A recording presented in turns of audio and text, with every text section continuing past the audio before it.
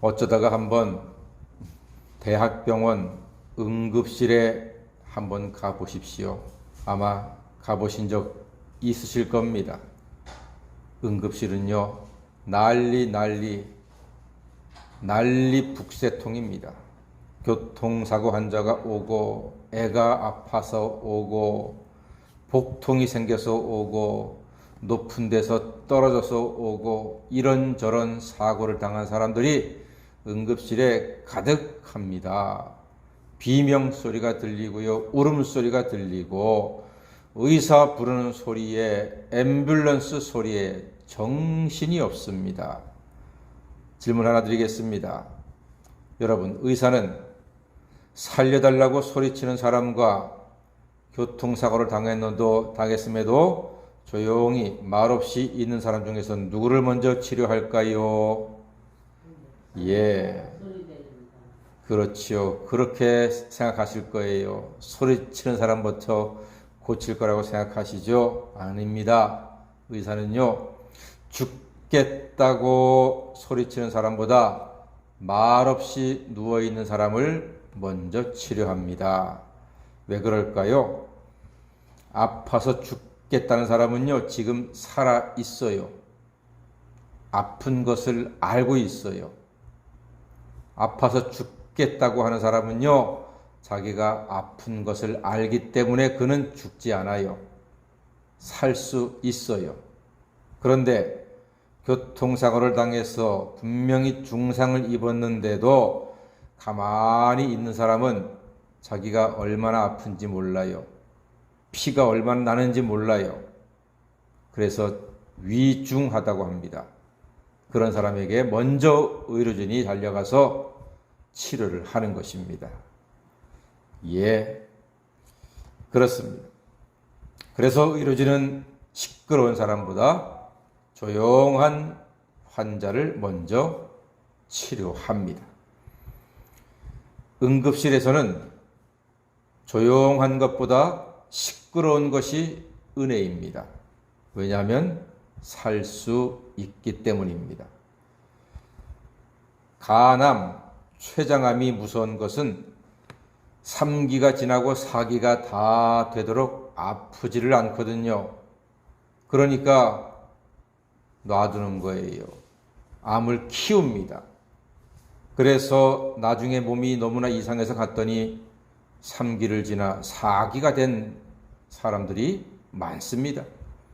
심지어 젊은 사람들 가운데서도 배가 아픈 줄 모르고 있다가 병원에 갔더니 위암 4기가 되어서 안타깝게도 세상을 떠나는 젊은 사람들도 많이 있습니다.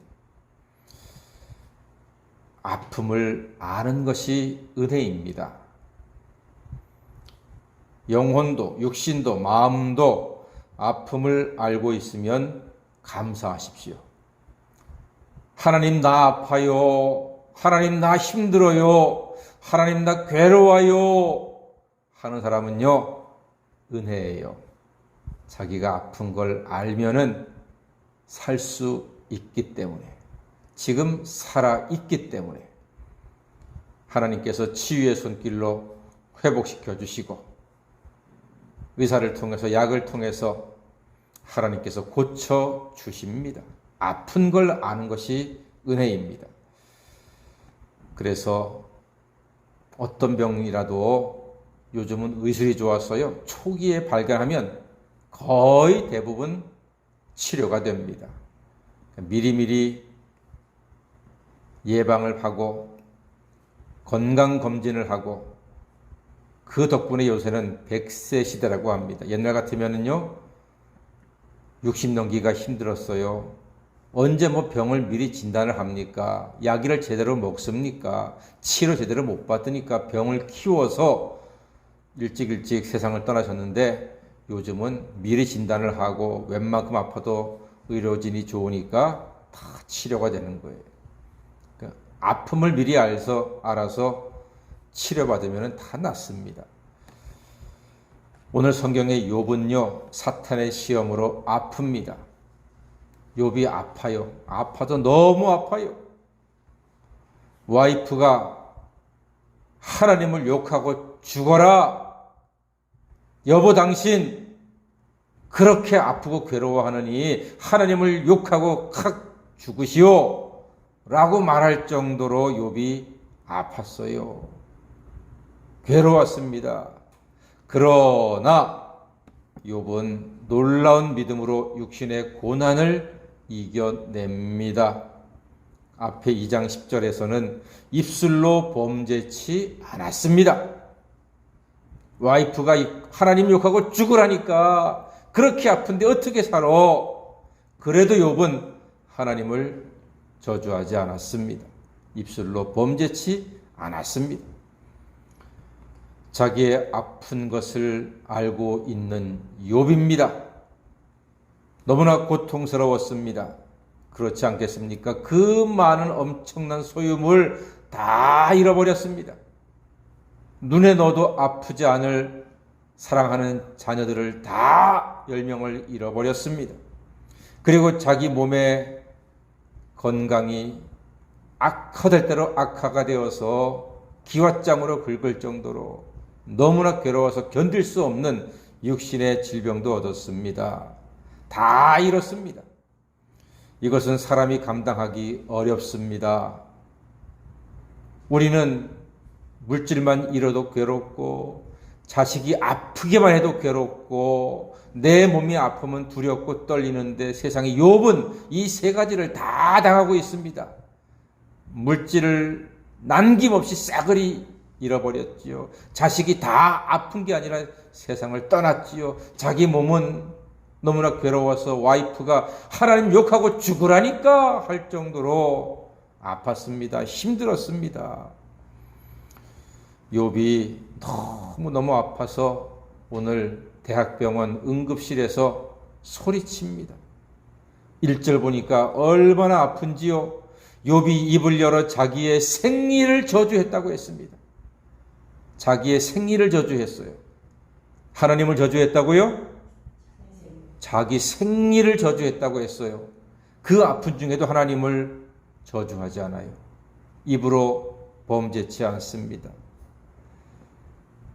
너무나 아프니까 자기가 잉태된 날을, 자기가 출생한 날을 미워하고 저주하고 소리칩니다. 이것은 하나님을 원망하는 것은 아닙니다. 너무나 힘드니까 자기가 태어난 날을 저주하는 거예요. 부모님의 사랑으로 자기가 잉태된 것이 저주스럽고 무사히 세상에 출생한 날이 미워서 그 날들을 저주합니다. 너무 아프고 괴로우니까. 아픈 것을 아프다고 말하는 것은 좋은 겁니다. 제가 목사로서 우리 교인들을 만날 때 저에게 찾아오셔서 목사님 아파요, 힘들어요 하시는 분들이 있습니다. 그런 그분들 정말 제 마음으로, 정말 제 영혼으로 그분들을 위해서 기도하고 하나님 앞에 같이 간구합니다. 귀하기 때문에 아픈 것을 아프다고 하나님께 말하고 목사에게 말하는 것이 너무나 귀하기 때문에 함께 기도합니다. 진심으로 기도합니다. 내가 아픈 것처럼, 내 자식이 아픈 것처럼, 나에게 어려움이 있는 것처럼 기도합니다. 그게 하나님의 마음이기 때문입니다. 사랑하는 여러분, 지금 아프십니까? 감사하십시오. 여러분이 아직 살아있다는 증거입니다. 지금 괴로우십니까? 감사하십시오. 내가 넘어야 할 산이 있음은 하나님의 살아계심과 인도하심을 체험할 기회가 되기 때문입니다. 흔들리지 않고 피는 꽃은 없고 힘들게 알을 깨지 않고 태어나는 병아리가 없습니다. 자기가 알을 깨면 병아리가 되지만 남이 알을 깨면 계란 후라이가 되는 것입니다. 아프시고 힘드시더라도 참고 견디시고 하나님께 소리치시고 하나님을 부르시고 의지하십시오. 아픔도 내가 살아있는 증거이니 감사하며 하나님을 부르짖을 때, 하나님께 간구할 때 하나님께서 붙잡으시고 치유하시고 회복시켜 주시는 날이 이르게 될 줄로 믿습니다. 날마다 주께로 다가가 하나님의 은혜 가운데 하루하루를 승리하시는 하나님 자녀가 되시기를 주님의 이름으로 간절히 축원합니다. 아멘. 기도하겠습니다.